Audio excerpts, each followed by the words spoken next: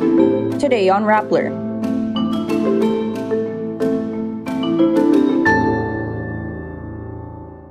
Poll technology firm Smartmatic is banned from participating in future elections in the Philippines. Two House committees urge the government to cooperate with the ICC drug war probe. The Cebu provincial government aims to sell rice at 20 pesos per kilo. President Ferdinand Marcos Jr. says a Filipino OFW hostage in Gaza was released by Hamas. Patricia Evangelista's Some People Need Killing is named one of New York Times' 10 best books of 2023.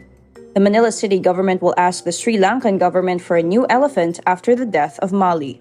And Salle star Kevin Quiambao is named MVP for UAAP Season 86. The Commission on Elections bars poll technology firm Smartmatic from participating in future elections in the Philippines.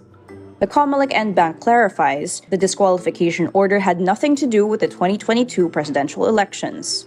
It stems from the alleged 2016 bribery scheme involving the company and former elections chief Andres Bautista. A United States government case alleges an unnamed poll firm whose description matched Smartmatic sent payments totaling $1 million to Bautista in exchange for assistance in securing multi-million-dollar contracts in the 2016 Philippine elections. Smartmatic has provided Comelec with poll machines and the technology since the 2010 national elections. After this disqualification, the Comelec will need 110,000 voting machines for the 2025 elections. After two joint meetings, the House Committees on Human Rights and Justice adopt resolutions urging the government to cooperate with the International Criminal Court's probe on Rodrigo Duterte's drug war. Lawmakers at the lower chamber seek to forge a concurrent resolution with the Senate in coordination with Senator Rizo Ontiveros, who filed a similar resolution at the Senate. Makabayan lawmakers filed House Resolution 1393 last month after former President Rodrigo Duterte admitted on television he used state funds to carry out killings in Davao when he was mayor. House Resolutions 1477 and 1482 were filed just last week.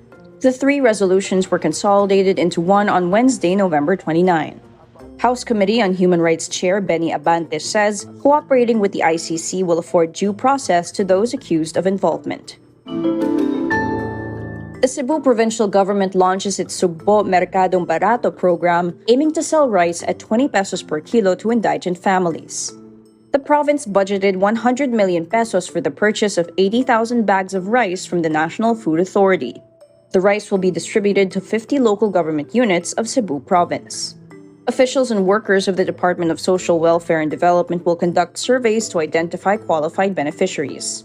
Each beneficiary is allowed a maximum of 5 kilos per rice per purchase in a week. In her speech, Governor Gwen Garcia says the program is a collaboration of government agencies and concerned sectors. The provincial government says the selling of 20 pesos per kilo rice will continue until supplies run out. President Ferdinand Marcos Jr. says Norin Badila, the last Filipino hostage, has been released by Hamas. Marcos announces Norin is safe in Israel Wednesday morning, November 29. The Israel Embassy in Manila, in a separate statement, says Badila is undergoing medical checkups at the Tel HaShomer Hospital in Israel. The news comes days after the Philippine government confirmed Filipino caregiver Jimmy Pacheco was released. He is among the 24 hostages freed by Hamas fighters on the first day of truce with the Israeli government. Originally, 6 Filipinos were unaccounted for following the October 7 surprise Hamas attack in Israel.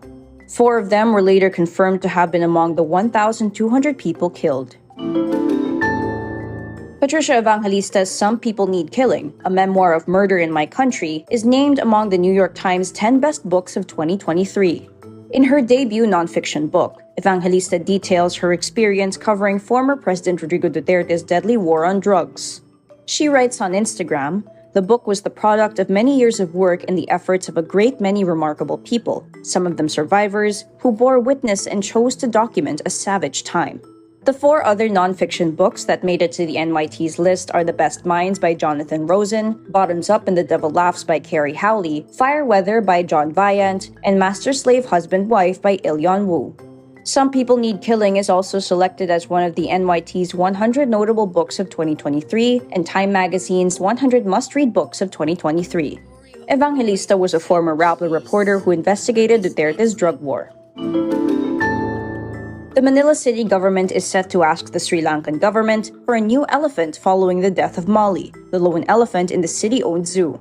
Manila Mayor Hani Lacuna says Sri Lanka committed to give a new elephant during one of their visits. The city government plans to preserve the elephant's remains through taxidermy, which will be displayed in a museum later on.